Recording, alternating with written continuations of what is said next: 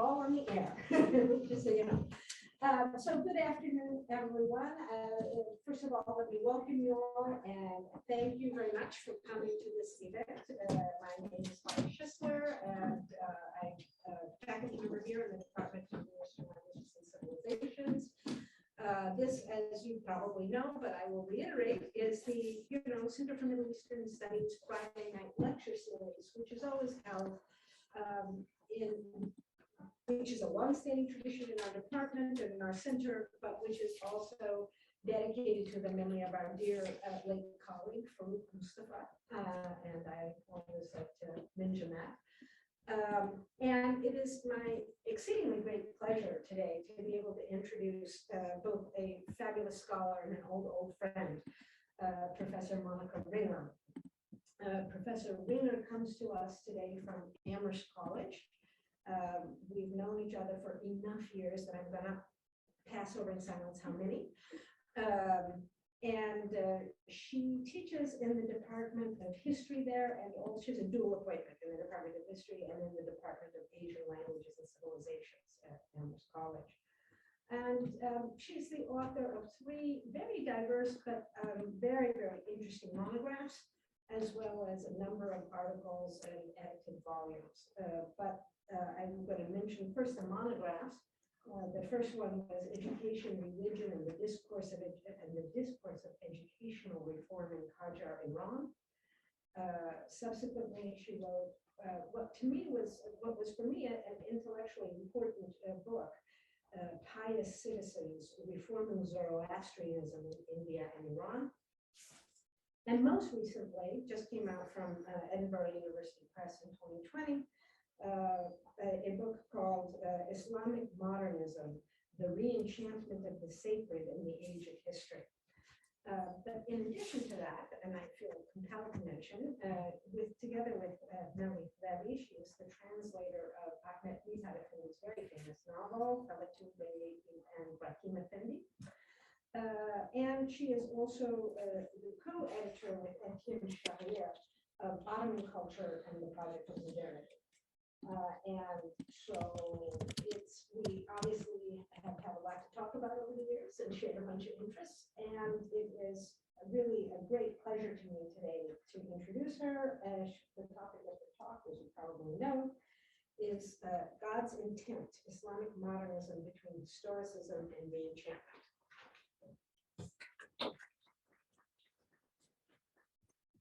Thank you so much, Holly, for your introduction, and thanks, Tom, for setting this up, or actually helping me get here despite air delays and so forth. It's also a pleasure to be here, in part because I've populated the audience with some of my students, or my former students. So it's great to be here. I feel like I'm back in the classroom. Maybe that'll help me relax a little bit. I haven't actually talked for a long time, at least talked publicly, not over Zoom.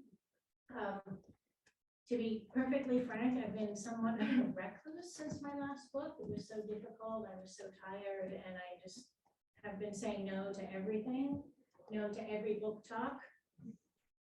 So I told people I'm not well and I'm unable to give a talk, but of course, when I was invited to come here, I made the exception because the University of Chicago is really a special place for me.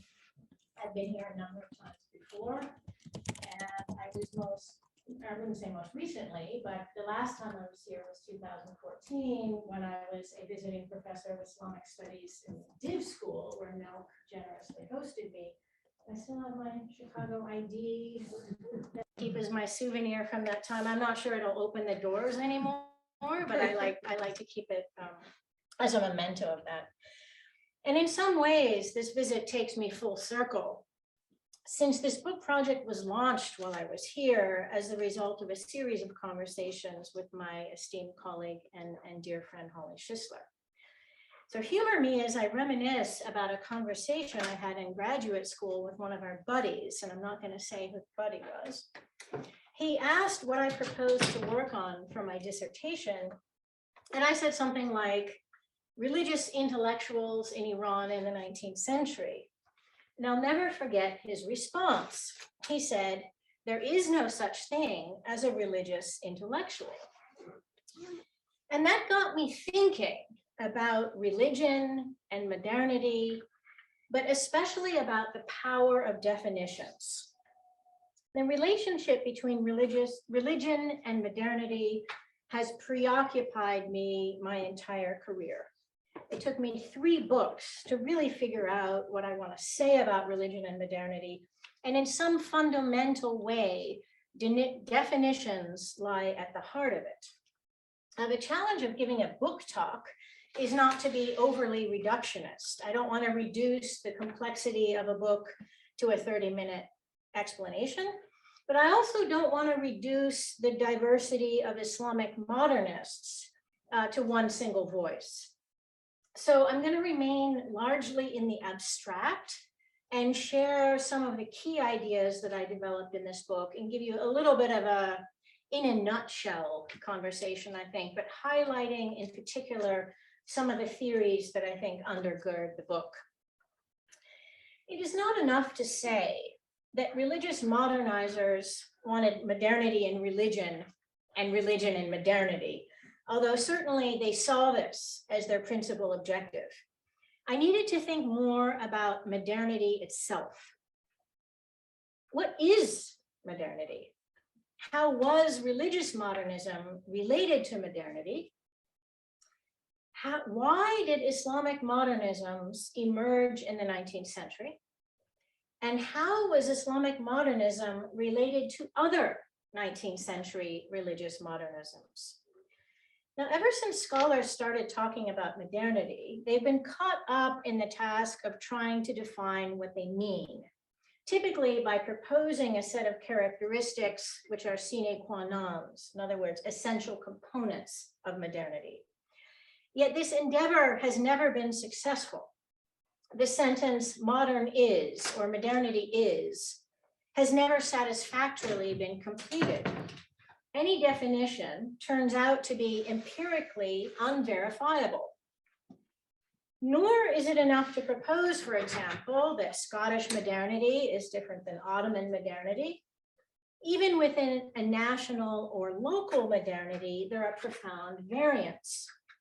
And while I accept the premise of multiple modernities rather than one universal definition, the endless fragmentation of modernities in all of its particular manifestation leaves us no clearer on what we mean by the term. Whatever definition or set of characteristics we come up with turns out to be empirically unconvincing.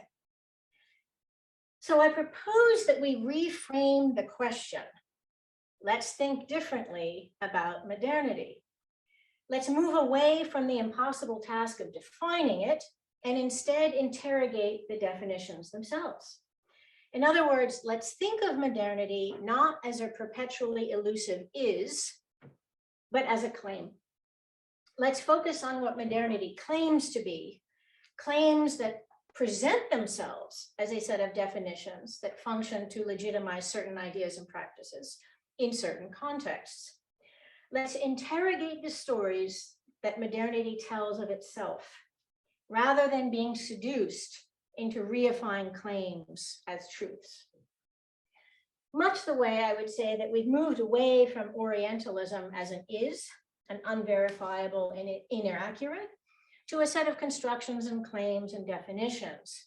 We likewise must turn our objective to the study of modernity's claims, not to investigate whether or not these claims are true. So turning back to the issue of religion and modernity, it becomes self-evident that modernity as a claim is deeply implicated in claims to modern religion. Now, to rephrase this central point, if modernity is a set of claims resting on definitions, then might we also see modern religion as a set of claims to new definitions? This then brings us to the most difficult of the questions, why? The older I get, the more I ask why. Why do religious modernisms emerge when and where they do? And why do they share so many common characteristics?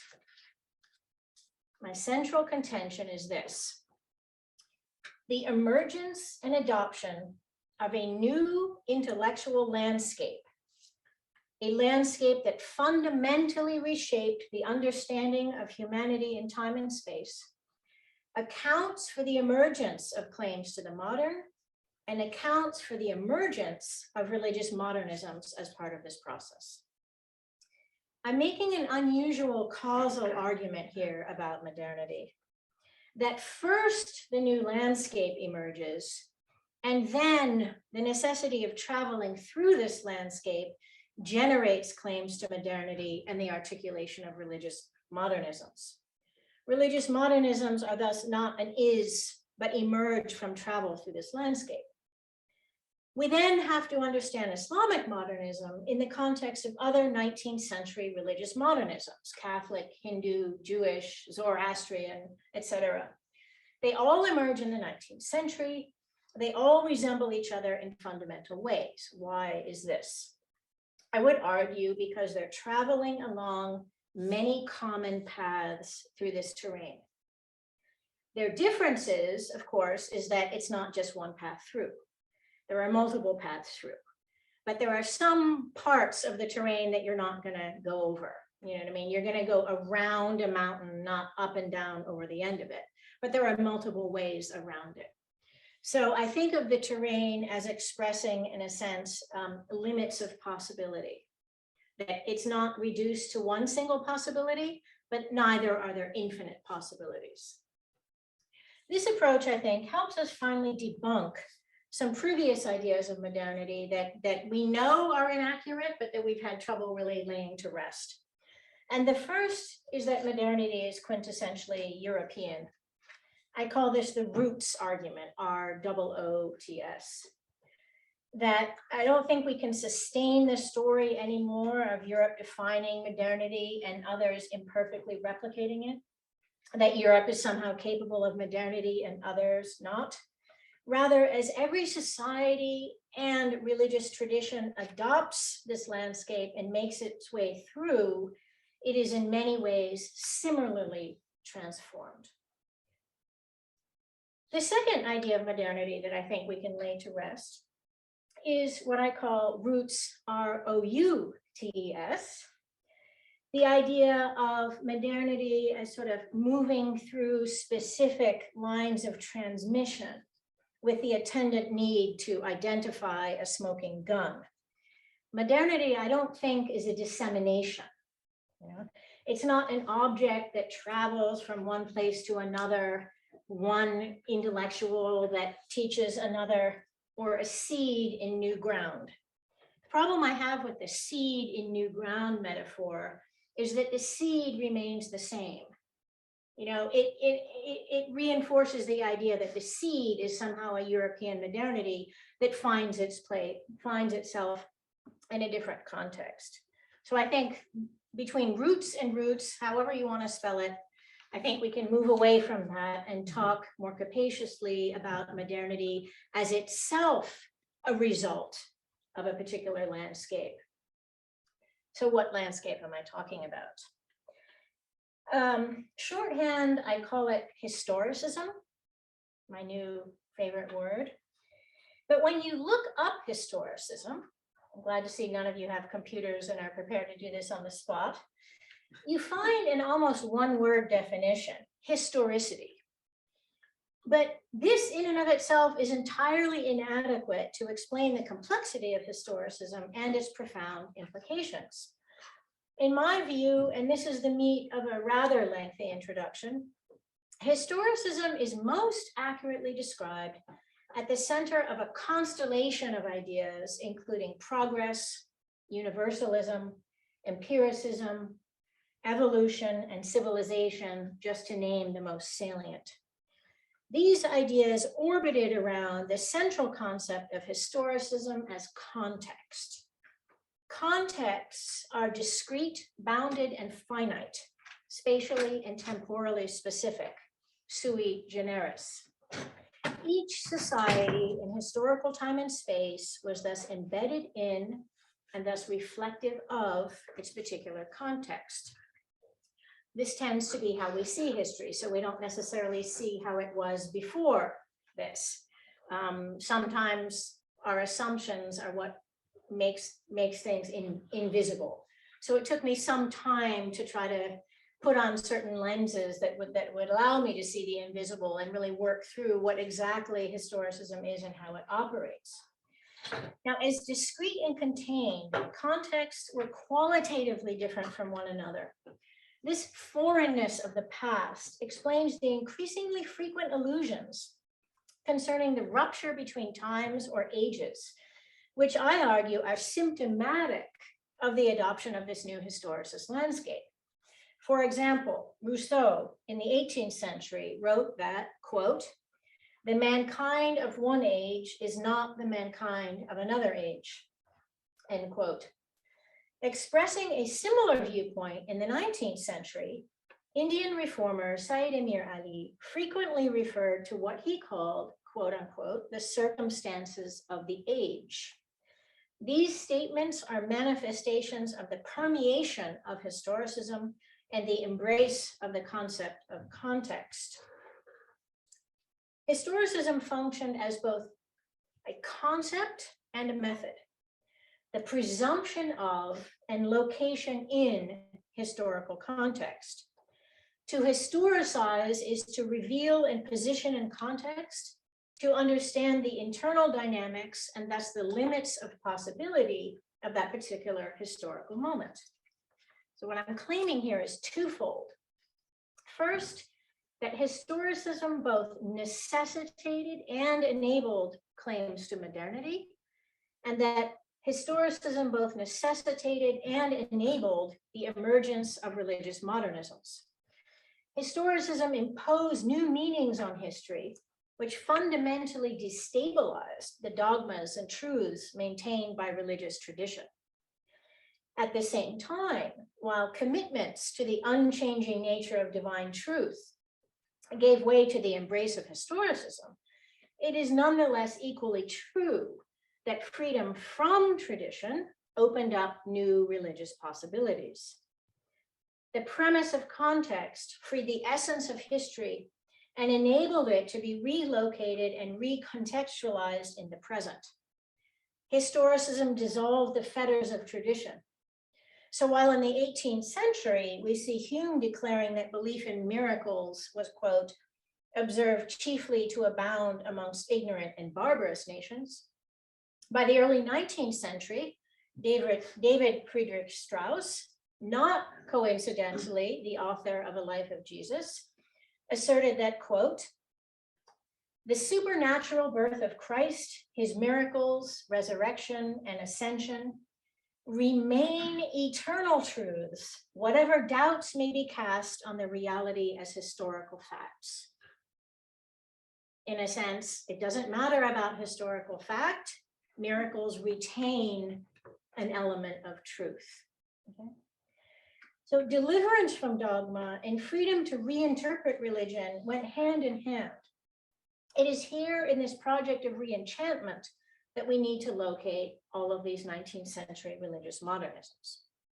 Religious modernists, rather than bemoaning the loss of tradition as fixed and permanent truth, sought instead to rationalize religious practice and ethics and to resuscitate what they believed to be the essence of God's intent from the confines of past contexts. This was Strauss's project in his Life of Jesus. This was Renan's project in his Life of Jesus. And this was the Islamic Modernist project in their new Islamic histories. In broad brushstrokes, Islamic modernists had three imperatives. First, to identify religious essence, obviously in this case, Islamic essence, and separate it from its context. In other words, they engaged in an archaeological retrieval of Islamic essence from the sediments of history. Second, to ascertain the historical laws of progress, what I'm calling the historical laws of progress, that determine when religious essence served as a motor of civilization, and conversely, when it was a roadblock to civilization and progress. In other words, if essence itself is constant, when Is essence expressed as an agent of progress, or conversely, a cause of backwardness? In other words, you have to account for the fact that if Islamic essence is constant, why is Islamic history not also constant? And third, to recontextualize this religious essence, a sort of reclaimed truth in the present, and thereby restart the stalled motor of civilizational progress. As a consequence of historicism, by the 19th century, the idea of religion as a universal phenomenon had become firmly entrenched. Religions in the particular were thus expressions of this universal phenomenon mapped onto human civilizational evolution. The explanation of difference moved away from a theologically based true-false binary and was relocated onto a universal taxonomy of mankind's religious evolution. For 19th century religious scholars, religions had identifiable essences that could be located on this taxonomy as points on a line. You know, we could sort of sit here and draw a line and say, where would you locate Islam? Where would you locate Greek religion? Where would you locate paganism, and so forth? And I would do that if we had more time. The one other interesting idea here is that the origins of religions were thought to contain this religious essence, the sort of true inherent nature of religions themselves. Religious essences, in addition to being located in their origins, define the inherent extent and limits of possibility for any given religion, much the way we today might speak of DNA. In other words, the sort of possible height of a particular species of tree. Okay? According to this schematic understanding of religious evolution, primitive religions were expressions of primitive civilizations. Advanced religions were expressions of greater degrees of consciousness of the divine, possible only in more advanced civilizations. Over time, as the human mind evolved, its capacity for consciousness, rationalization, and abstraction grew. Consequently, religions moved from the concrete to the abstract, from fetishism to polytheism, and eventually to monotheism. As they mapped onto civilizational levels, they thus tracked the developmental stages of the human mind as it moved from infancy to adulthood. So in a sense, this is why the study of the primitive, in a sense, involves time travel, not chronological time travel, but evolutionary come civilizational time travel. Adherents of primitive religions, ignorant of natural laws, confounded those laws with divine power in the form of beliefs in miracles, superstitions, and nature worship. Primitive religions, in this view, incline towards the concrete and anthropomorphic, the worship of trees, stones, fetishes, and at a more advanced stage, multiple deities erroneously accredited with divine power. Zeus's lightning bolt and Poseidon's storm were thus fundamentally explanatory, based on misattributions of the origin and nature of divine power. Most critically, primitive religions were overwhelmingly concerned with obedience expressed through the mechanistic performance of external rituals. Religions that emphasized the performance of rituals betrayed a failure to comprehend the intent behind the rituals, confounding the intentionality of practice with the performance itself. According to this view, the performance of ritual was in and of itself devoid of value. In contrast, advanced religions were characterized by greater consciousness of God, expressed in more spiritual, abstract, and ultimately rational beliefs and practices. Laws of nature were no longer conflated with divine action. Advanced religions came closer to knowledge of the truth of the divine, grasped divine intent, and thus were able to dispense with ritual and embrace the ideals meant to animate individuals as well as individuals' interactions in society. The degree to which religions express consciousness of the divine and comprehension of divine nature and intent serve to locate them on this continuum of religious as civilizational development in what was an inherently comparative and classificatory enterprise. In this project of locating Islam, Islamic modernists engaged with their Christian religious studies counterparts, particularly over the position of Islam relative to other monotheistic religions. European religious studies scholarship, not surprisingly, located Islam as inferior to Christianity. And equally unsurprisingly, Islamic modernists argued that Islam was in fact, according to these very same criteria, these civilizational and evolutionary criteria, superior to Christianity. They deployed these new historicist intellectual criteria, subtly reshaping older Islamic arguments for superiority based on the Prophet Muhammad's place in the unfolding of Abrahamic revelations, even as they reinforced the ultimate conclusion of Islamic superiority. They did so now on new scientific, historicist, and evolutionary grounds. By locating Islam, Islamic modernists accomplished goal number one, identifying Islamic essence. The next step was to explore historical relationship of this essence of Islam in historical time, not extracting the essence, but looking at how essence played out in history. The new Islamic histories written by Islamic modernists explored ways in which this essence operated in the arc of Islamic history. Why in some periods did Islamic civilization progress and other times not? What were the historical laws of progress that could account both for the Abbasid Golden Age, but also for the current age of backwardness? As Afghani wrote in his famous refutation to Renan, it is permissible to ask oneself why Arab civilization, after having thrown such a live light on the world, suddenly became extinguished, why this torch has not been relit since, and why the Arab world still remains buried in profound darkness.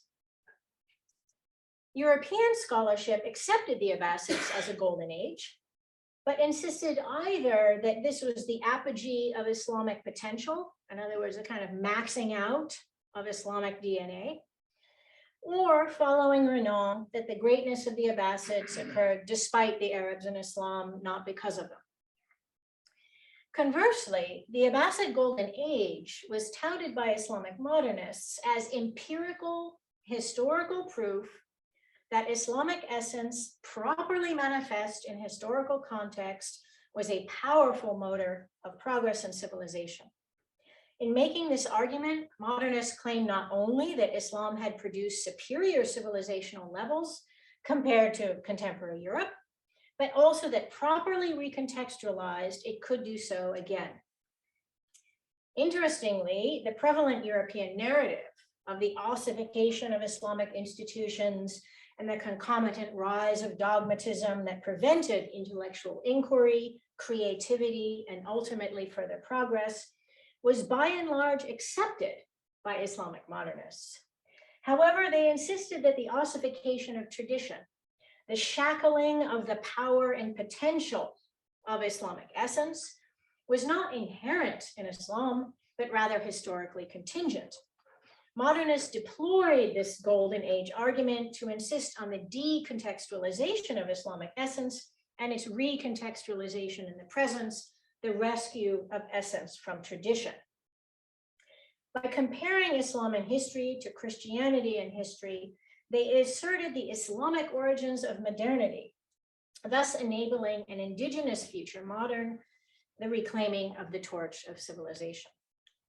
They insisted that modernity emerged in Europe despite Christianity, not because of it, whereas modernity could be generated in Islamic societies as a result of Islam, and Islam freed of the shackles of tradition and cleansed of historical detritus, reharmonized in context.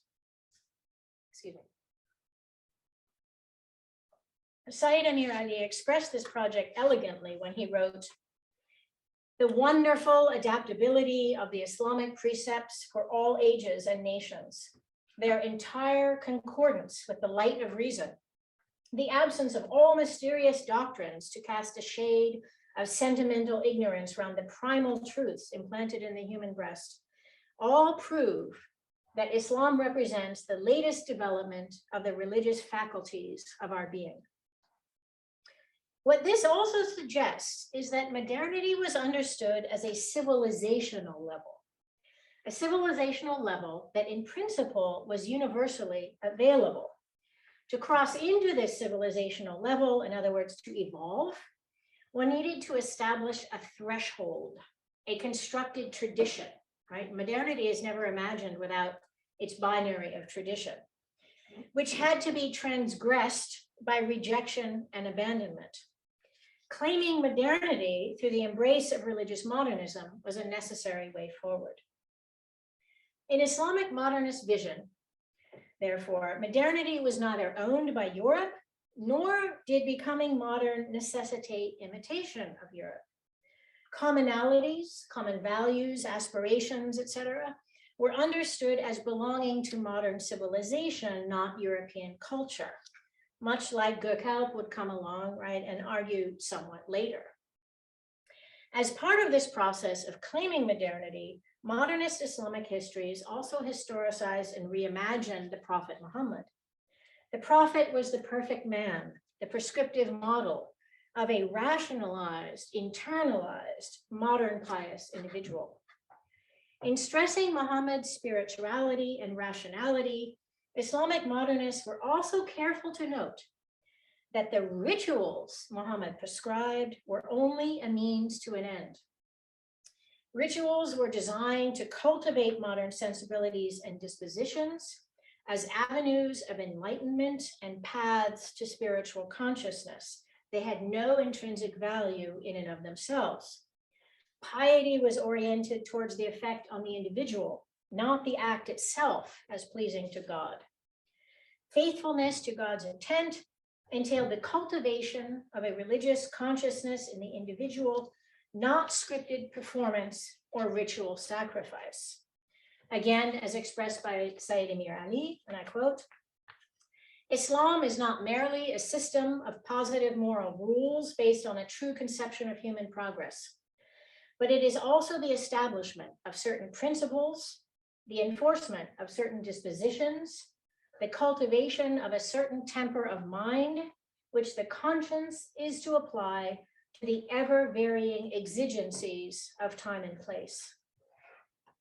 Muhammad recognized the imperative of manifesting divine intent in laws and prescriptions of piety. Yet, unlike Christianity or Judaism, never made the mistake of conflating these goals with the formalization of ritual or the authorization of clerical intermediaries. And I just want to digress by noting that one of the criticisms often levied against Islam and Judaism by Christians was on the question of the sort of prevalence of the law in Islam and Judaism. And they argued that law was sort of representative of why these religions couldn't evolve. Whereas interestingly, not all Islamic modernists, but some Islamic modernists said, you talking about law as though it's something that we wouldn't want, but actually what's the point of religion without law? I mean, isn't the point of religion is to get everyone to behave according to it? And so law in and of itself is not the problem. Law sort of moribund and stuck in earlier contexts is the problem. So they had very much a kind of right back at you argument saying, you're right, Islam does have law, and that's the problem with Christianity is it never did. Yeah. Now, Muhammad recognized, the Prophet Muhammad also embodied a fundamental duality. He was a product of his own particular historical context, and yet via divine guidance capable of transcending it. He was embedded in historical context, but freed of its tethers by God. The prophet was the incomparable man, human, yet enjoying divine knowledge, born of 7th century Arabia, but transformed by God into the translator of God's intent on earth. To give one example of such a translation or negotiation, if you like, Islamic modernists argued that slavery was not essential to Islam, yet it was not prohibited by the Prophet. Why? Not because the Prophet condoned it, but rather because it could not be eliminated all at once. The limits of possibility of the Prophet's society could not sustain such a rapid departure from existing socioeconomic structures. The Prophet thus perfectly understood God's intent as the eventual elimination of slavery and displayed genius in enabling progress towards this ultimate goal to the extent that his particular level of civilization allowed. It would fall to later, more civilizationally evolved societies, in other words, us now, Islamic modernists, to eliminate slavery. And the same argument was made concerning religious tolerance, women's rights, and other modern values equated with Islamic essence. Evolution, in other words, takes time. This historicization of the Prophet also undergirded, although not always explicitly, an entirely new Islamic methodology that I call from prophetic sunnah to God's intent. God's intent, correctly perceived by Muhammad, was refracted by the necessity of implementation and the limits of possibility that this imposed. God's intent is perceptible through the historicization of the Prophet. To understand the Prophet's historical context and its attendant limits is to discern the intentionality in his actions and directives, and by extension, God's intent as embedded in his own. The identification of God's intent, therefore, requires a dual translation. First, of the Prophet's context, and secondarily, via his context of the Quran. In other words, embedded in the prophetic hadith is the Prophet's intent, and embedded in the Prophet's intent is ultimately God's. Another way of saying this is that the hadith and the sunnah must be gauged for the Prophet's intentionality as it refracted and reflected God's intent. This innovative hermeneutics of the Quran and Hadith formed the basis for a new methodology for discovering and implementing God's intent in the modern age.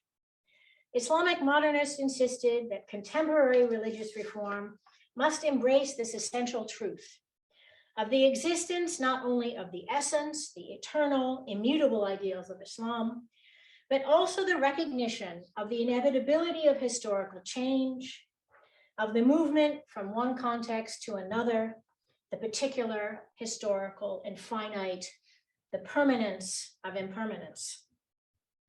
Failure to recognize historical context was to insist upon the replication of more primitive manifestations of essence appropriate for more primitive contexts. In other words, the maintenance of tradition. In their new Islamic histories, Islamic modernists transformed the definition of tradition.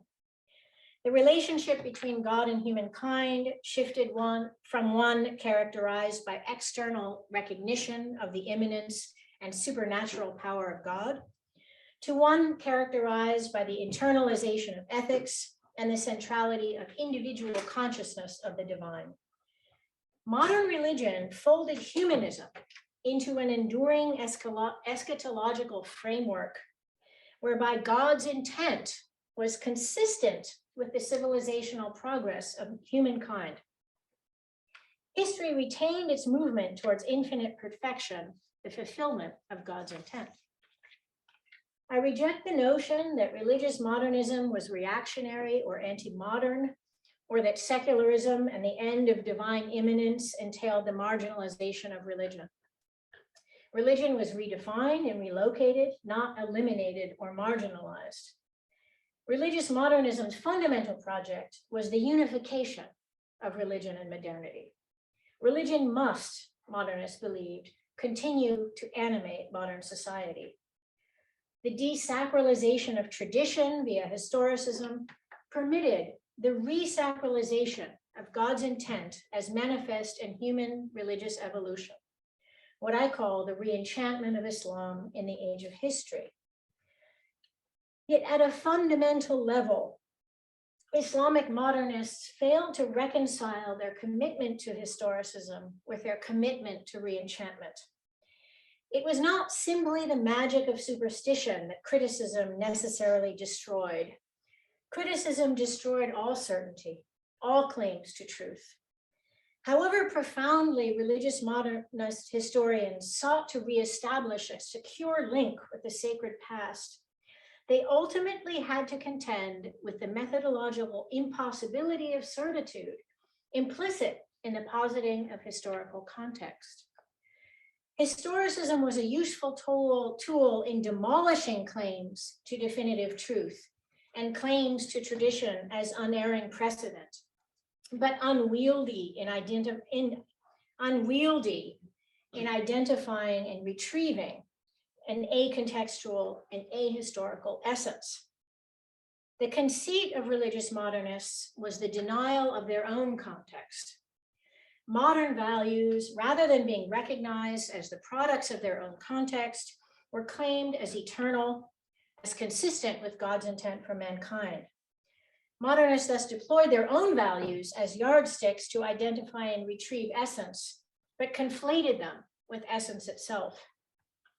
One could argue that religious modernists embraced the lack of certitude historicism demanded and merely constructed a possible historical narrative, a Prophet Muhammad who might have existed. Yet this humility is belied by their hubris in claiming to rediscover truth, the essence of Islam, and to claim the capacity to accurately interpret God's intent. Thank you all.